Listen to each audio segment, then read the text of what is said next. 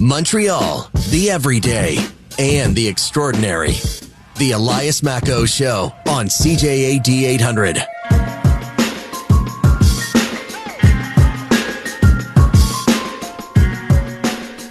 Welcome back to the Elias Macco Show. My name is Dan Delmar, filling in for Elias just one day only. He is back tomorrow. Bonne fête nationale, of course, and we're celebrating Quebec on the program today. And I thought I think I found the perfect guest to celebrate Quebecois cuisine with his recommendations for 3 key dishes. I could go into a big, long intro, but I'm just going to say welcome, Ricardo, because everyone knows who Ricardo is. Welcome, Ricardo Larivée, back to CJAD. Good morning. Good morning. So, first, bonne fête, first and foremost. Thanks to you. What are you up to today? How are you celebrating? Well, I am in Percé in Gaspésie. Oh, beautiful. So here it's a lot of wind, still like foggy, a bit of rain. We feel in Ireland right now, but we don't care about that because it's lobster time and people are always very festive. And I have friends in Douglastown and Gaspé, and so it's a nice. I love to be in Gaspésie for the summer as much as I can. Now, I've seen most regions in Quebec, not Côte-Nord and not Gaspésie as well. We were debating it this summer, but the drive to me is just too intimidating. Please no. Convince me. Sell me on Gaspé. I'm stopping you right now. You have to come to Gaspésie because there's so many things to see. First stop, Métis Beach. It's probably one of the cutest city in Quebec. It's the Hamptons. All the old English families and houses there still are, and the architecture, the gardens, and there you have Métis Gardens, which are probably in the top 3 nicest gardens in Canada. It's 5 hours, and then you can stop in Rimouski. There's a museum there about the Empress of Ireland. It's a crash as big as Titanic, but it was a wartime, so nobody talked about it. But thousands of people lost their lives. Beautiful museum to know about this tragedy. Then, along the coast, you have all this distillery, beer, gin, rum, scotch, and at the end, the Old Warrior family in Gaspé are making these fantastic, again, gin and scotch whiskey, but with local either herbs or mushroom that gives flavor that you won't have anywhere in the world. And then in Percé, this rock is so big. And this rock is not from Canada. It has been pushed by the glacier thousands of years ago. And it's not the same type of mineral. There's a UNESCO park around here. And then it's the Baie des Chaleurs with, again, beauty next to New Brunswick. You can stop. And you won't believe it, but we have hot, warm beaches here and there, hidden gems. So that was for my Gaspésie pitch this morning. Well, it's an excellent pitch. I think we're going to go maybe next summer, but it's imminent, and it's just when you see the pictures, it looks like it's just spectacular. Yeah. And for the food, when I was thinking, when you said, hey, what is we should have or so. It's funny because I went around, it's a non-scientific, survey, but everyone around me in the food said, well, there's the one that nobody saw coming, but it became famous. It's the poutine. The poutine, you can't choose what's going to become something classic. And nobody wanted, we thought it was like, it's fast food. We don't want to propose this to people, but people chose it. The tourists chose it. Everyone chose it. You can go anywhere in the world. They have a poutine shop. From Paris to Bangkok to anywhere, there's always a little poutine shop somewhere. So we have to include it. Even though it's not something as fancy as we would like, it is there. And if you want to make a dessert poutine for the Saint-Jean-Baptiste, you take some churros, add some caramel, blueberries, whipped cream on it, fake it, and little marshmallow to make the curds. It's a nice little way of having a dessert that celebrates Quebec and the blueberry for the Saint-Jean-Baptiste. Mm-hmm. But there's 3 other dishes that are truly Quebec.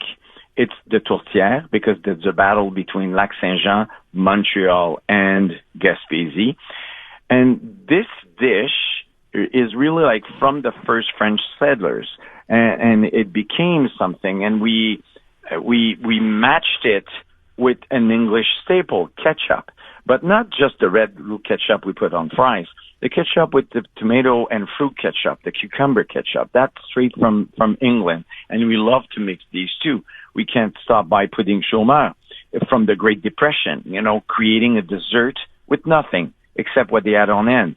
Flour, maple syrup, butter, and all of a sudden you have this great cake now. And pâté chinois, which is every country in France around have their vision of this. I mean, it can be a shepherd's pie, it could be hachis parmentier, but all of these are like homey food. So at the end, I say the national holiday we have right now is about celebrating what bonds us, the values that we share. It doesn't matter about the language and the background. It's the people. When you live somewhere, well, the nature forged you. It really makes a difference. And when I'm in Toronto, and I'm quite often there for work, or in Vancouver, it's the same language. It's the same thing, but at the end, it's not the same. And all of my friends who moved from Quebec, either French or English, they all say, when you're out of the province, you realize that there's something unique about that. And I think this is what we want to celebrate, to unify this and just to have fun and to be with the kids and everything. And at the end, to me, it doesn't matter what you have. It's a plain hot dog that will be good. The idea is to be together and celebrate and listen to music and transfer what everyone loves about their corner of the province. My big question that I'm asking everyone today is, if you had to have a picnic somewhere in Quebec, a perfect picnic, where would it be, and what would you put in the basket? Well, if I am right now in Gaspésie, we have the Bonaventure Island. We have to remember people from Jersey in England came here to fish. It was a harsh life, but now it's a beautiful national park, and you're surrounded with food bassin, these birds that have like over 1.5 meters wings spread, and all these like animals. Right now it's seal and baleine time. It's beautiful, all these whales. I would just put sandwiches, nice sandwiches, because it pleases everyone. And because I'm in Gaspésie, probably I would make like sandwiches with gravlax and smoked salmon, and I would bring this with me, a nice cold beer and a dessert. Right now in Quebec, I think the classic dessert is always strawberry shortcake. I mean, strawberries are fantastic right now. They'll be beautiful until October. We have to remember we have late autumn strawberries that are full of sugar until fall. But right now, imagine angel food cake, whipped cream, strawberries. That's it. It's just happiness as pure as it can be, and you'll be happy. In Gaspésie, you have to text me. I'll make sure you're happy in Gaspésie, and you and your family will have a lot of food and a lot of beer and a lot of all sorts of things to do. Well, thank you so much. I will take you up on that, Ricardo. It's nice to hear from you. What's coming up this fall for you? Any big projects? You're still taking over the IGAs, I see. Actually, we sold a big part of our company 5 years ago. So we are still in a transition where we want to make sure that what we are here is going to be the same thing across the country. So, and one of the things I love to do with the Empire Group is to just raise the money for cancer, for La Tablée des Chefs that we are doing across the country. And the partnerships can be not only about money, but most of all about social issues. And that is probably what's going to keep me busy for years to come. And I love to travel the country to try to, bring more food on the table for the kids so they have a better life in the future. Well, I do think Canada needs more Ricardo, so thank you. Enjoy your summer. Pleasure talking to you as always. Thank you so much. Have a beautiful day, everyone. Take care. That's Chef Ricardo Larivée. You can see him in the grocery stores. They have his Ricardo products there, TV, internet. He's just about everywhere. The magazine, of course. Really great to hear his perspective on Quebecois culture and food. Coming up next, another travel segment. We're going to learn about a particular attraction in the Laurentians that I've been obsessed with because I remember when it opened. It was in the mid-90s, I think, and it kind of blew my mind. It changed my life when it opened.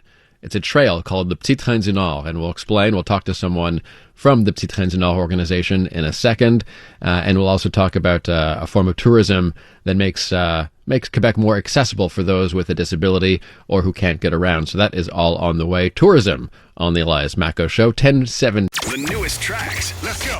New music. And the next big thing. Always on the new music first. Your first place to hear it all. 'Cause you gon' like it, love it, wanna play it twice. Playing now. iHeart New Music. Your digital station for brand new drops, fresh finds, and tomorrow's bangers. I think we need something new. Discover iHeart New Music. Always fresh, always first. Stream now on the free iHeartRadio app.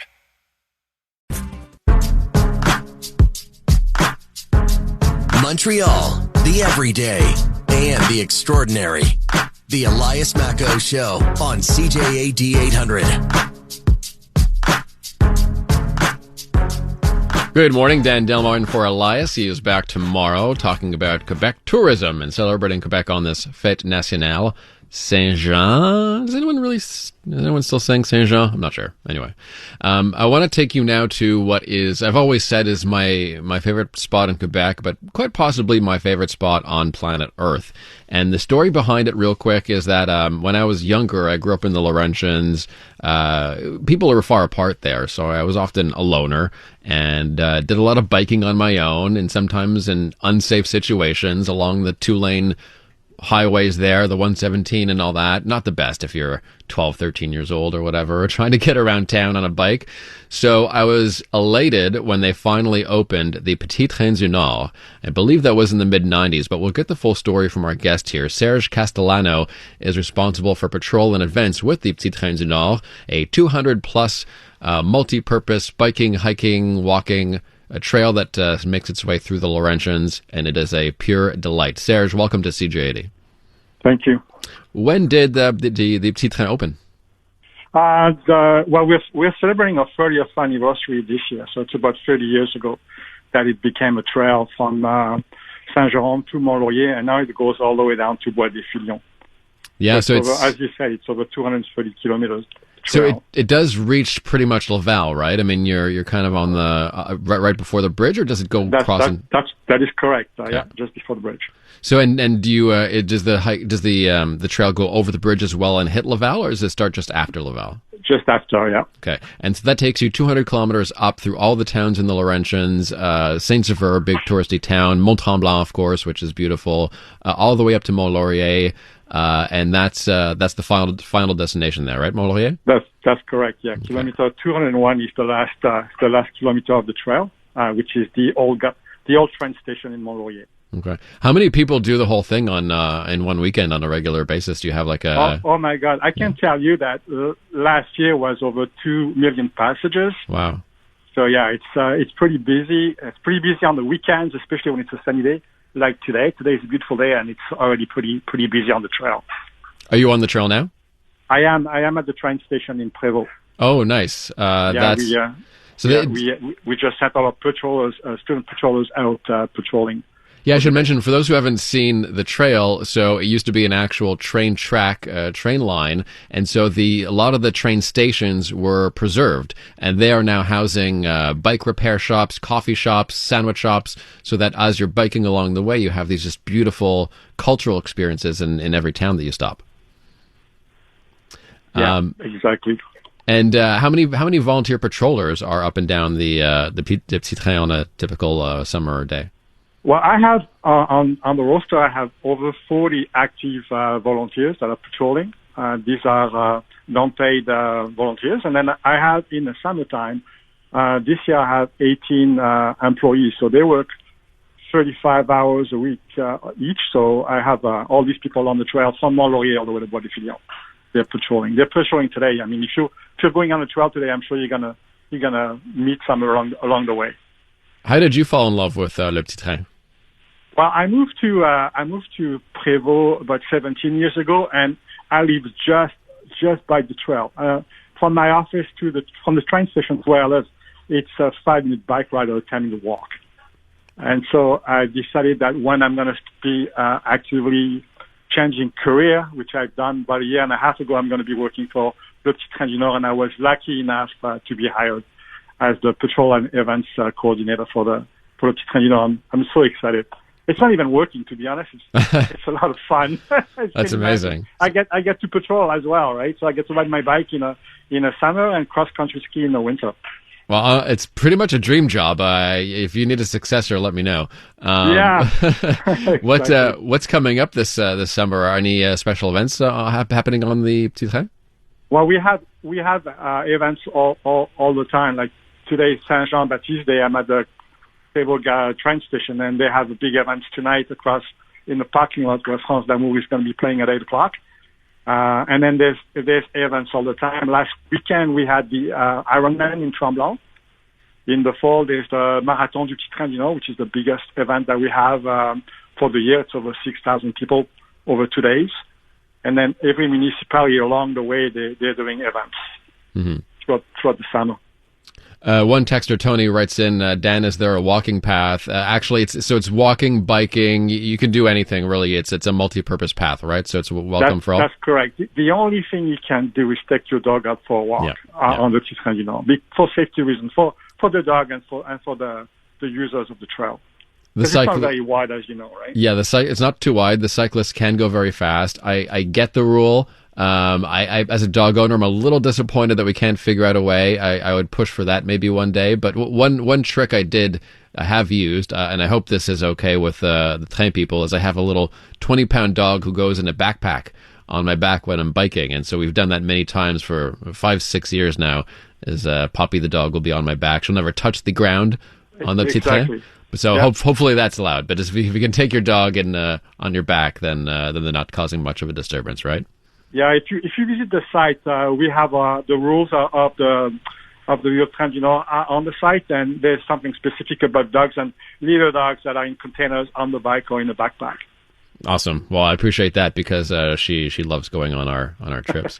So 30th anniversary. What's to come next? What's the next big project or extension perhaps for the trail?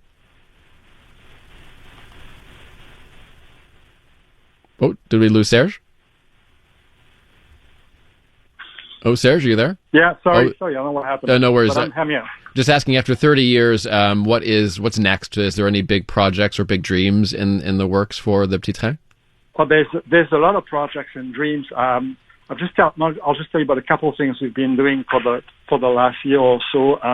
We have launched a new app that it's an interactive map of the Little Train du Nord, where you are geo-localized on the map, so you know at all time where you are in the trail. And then when you zoom in your location, you can see all the businesses around you, the commerce, like as you mentioned, the little cafes and the breweries or places where you can get water, bathrooms, picnic tables, parks, stuff like that.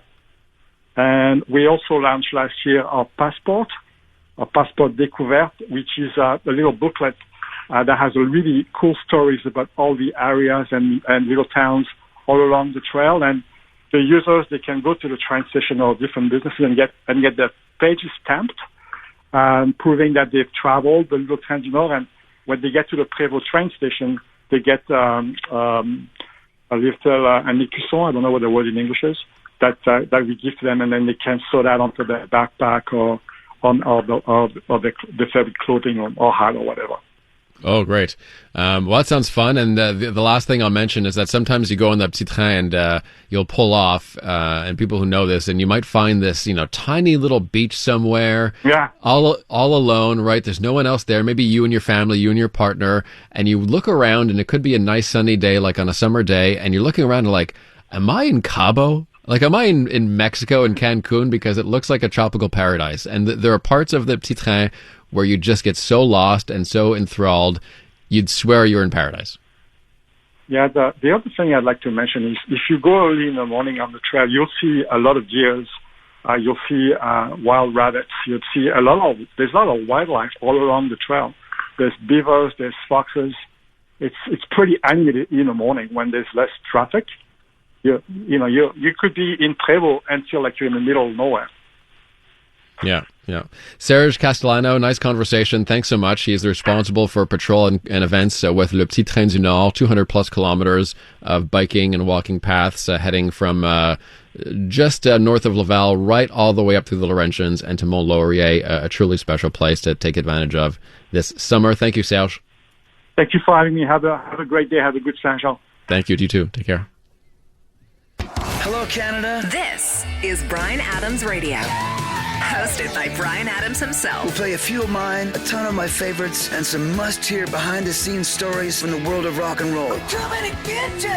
One thing about doing rock and roll so long is you end up meeting a lot of the people that you admire. Sometimes you even get to work with them. It's only love, and that's all. Bryan Adams Radio. I'm coming back to you. Now available on the free iHeartRadio app. Everybody, how are you tonight? Sounds great. The Elias Macco Show on demand. On demand. Don't miss a thing. Find your favorite clips at CJAD800.com and on the free iHeartRadio app. Good morning. Coming up, how one group is making sure that tourism is in Quebec is accessible to all, regardless of your disabilities, how to get pretty much anywhere in Quebec as a tourist. That's next. Your mom told you not to talk back. But we feel very differently. In fact, we want you to talk back and record your comment via the CJAD 800 page on the iHeartRadio app. Another way to have your say on the voice of the community. News Talk Radio, CJAD 800. Canadian women are looking for more out of themselves, their businesses, their elected leaders, and the world around them. And that's why we're thrilled to introduce the Honest Talk podcast. I'm Jennifer Stewart. And I'm Catherine Clark. And in this podcast, we interview Canada's most inspiring women. Entrepreneurs, artists, athletes, politicians, and newsmakers, all at different stages of their journey. So if you're looking to connect, then we hope you'll join us. Listen to the Honest Talk podcast on iHeartRadio or wherever you listen to your podcasts. Montreal, the everyday and the extraordinary. The Elias Macco Show on CJAD 800. Good morning, Dan Delmar in for Elias Mackos. I want to talk about development and building up not only Montreal, but just Quebec on this Fête Nationale. There's one online forum that's attracting a lot of attention and a lot of discussion with threads of tens of thousands of participants all about building up Montreal. Xavier-Alexandre Courcy is one of the mods, one of the administrators, the founding administrators of Agora Montreal. And if you want to check out Agora online on Facebook and other platforms, you can see all of these various projects, the REM, individual condo buildings, the Alto, all geared around discussions under certain individual projects so that everyone can sort of have their say on specific things. Xavier-Alexandre, welcome to CJAD. Hi, thanks for having me. First, tell us why you decided to participate in this project. Well, I was always very passionate about development, whether it's like real estate, transportation, urban planning. So when I found that community of like-minded people, it was just a natural fit for me to get involved. And what do you do for a living? I'm a finance transformation consultant at a big firm. Nothing to do with real estate or urban planning at all. So there's this whole subculture in Montreal of YIMBYs, yes, in my backyard, people who are for building up the city. What energized you about this issue? What made you a YIMBY? I mean, to me, it's a very logical thing to densify our cities and to just build up, right? So it just makes sense in my mind, and that's why I consider myself a YIMBY. And in your neighborhood, do you see projects that have been scaled back or even buried altogether because of political decisions, not so much because of the housing needs of the area? Yeah, definitely. I live in Ville-Marie, Montreal, so it's a pretty big topic. Are there any individual projects that have kind of bothered you or that you think were missed opportunities? Personally, it's hard to say. I think there's a couple of projects in Old Montreal and the Old Port that got scaled down or canceled because of local opposition. So that's a shame, I think. There are those cases, I remember those one in Pierrefonds where you have literally just a few dozen people signing a registry, and that is able to essentially cancel or delay indefinitely a condo building when there is a desperate need for housing in that area. I'm sure you've seen those kinds of situations before.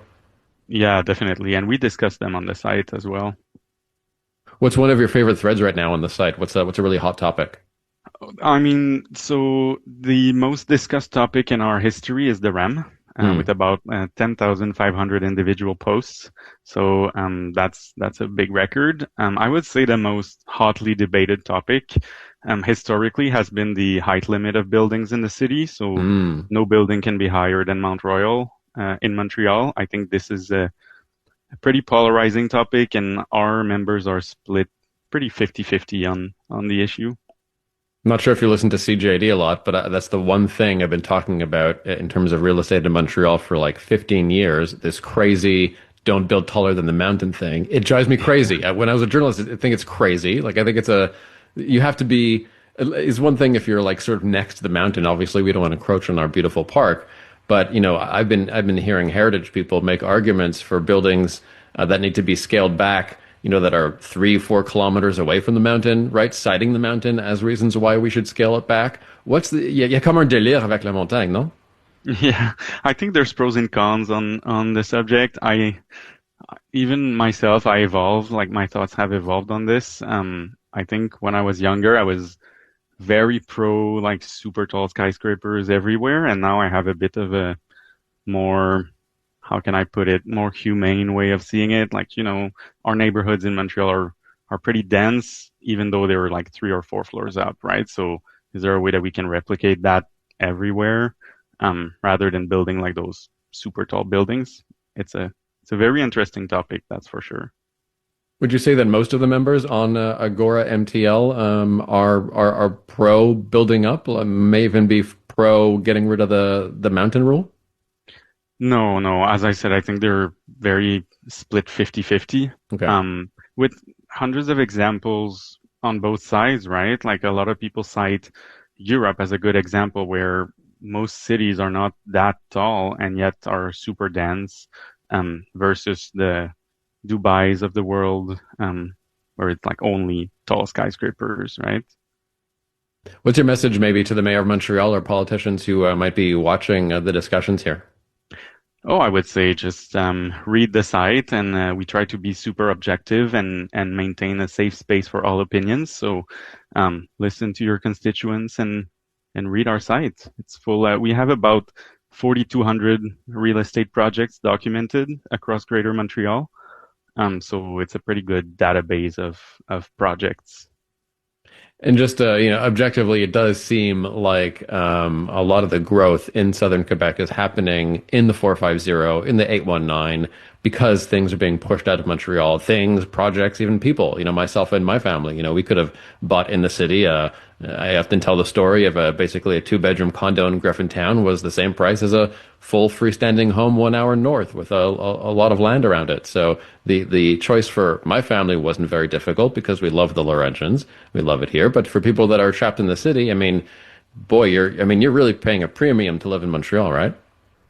Yeah, definitely. I think that's been an issue for a while, right? We've been talking about this for the last 10 years, even more, I think. I don't think the solutions there are simple, that's for sure. But, we all have to get involved and we all have to participate in the public discourse to make things change, and hopefully it changes for the better. Well, I applaud your initiative here with the message board. It's on fire. I mean, it's really popular. There are threads here with, again, tens of thousands of discussions there. So check it out, agoramtl.com. It's a message board where anyone can participate about the future of development and real estate in the city. And thanks very much to one of the founding moderators, administrators, Xavier-Alexandre Courcy, for joining me. Thanks, Xavier. Thanks for having me. Have a good one. Coming up next on our Fête Nationale show, Professor Vincent Geloso, Quebecer who works in the States now at George Mason University, historian, economist, and he's going to make the argument that the Quebecois people are entrepreneurial. but that's been lost over the generations. We'll talk about the natural entrepreneurial instinct of the Quebecois people coming up next, and also groundbreaking studies helping us understand more about long COVID. A bit of a personal thing here. Do I have long COVID? I don't even know. We're going to talk about it right now with an author of a study about inflammation, COVID, long COVID, and some of the stuff that happens if you don't get that diagnosis, and a lot of people don't even know. So we'll get to that. Plus, the big interview, the OQLF, obviously ramping up their activities. We'll head back to Pastigate time and talk to Massimo Likas, the former owner of Buena Notte. He has a new restaurant group now, and he was watching with some amusement and mostly shaking his head at Nosh Gate and some of the recent OQLF controversies. So we'll take a look at his perspective, looking back some 13-ish years later on Pastigate. That is all on the way. But first, the news. Pride is like love. You feel it in your heart. iHeartRadio, Canada's #1 streaming app for radio and podcasts, including iHeart Pride Canada, your favorite hits, and must-have party bangers, plus personalized and curated playlists like Back in the Day Pride. Come together, celebrate love. Take Pride with you, anytime, anywhere. Just ask your smart speaker to play iHeart Pride Canada. Stream us on your phone or listen now at iHeartRadio.ca. You're listening to the Voice of Montreal. News Talk Radio, CJAD 800. An iHeart radio station. This newscast is brought to you by Mera. This week, our Atlantic salmon filet is only $8.99 per pound. That's a 39% discount. Mera, the best kept secret in town. Hello, Canada. This is Bryan Adams Radio. Hosted by Bryan Adams himself. We'll play a few of mine, a ton of my favorites, and some must-hear behind-the-scenes stories from the world of rock and roll. We're coming to get you. One thing about doing rock and roll so long is you end up meeting a lot of the people that you admire. Sometimes you even get to work with them. It's only love, and that's all. Bryan Adams Radio. I'm coming back to you. Now available on the free iHeartRadio app. Everybody,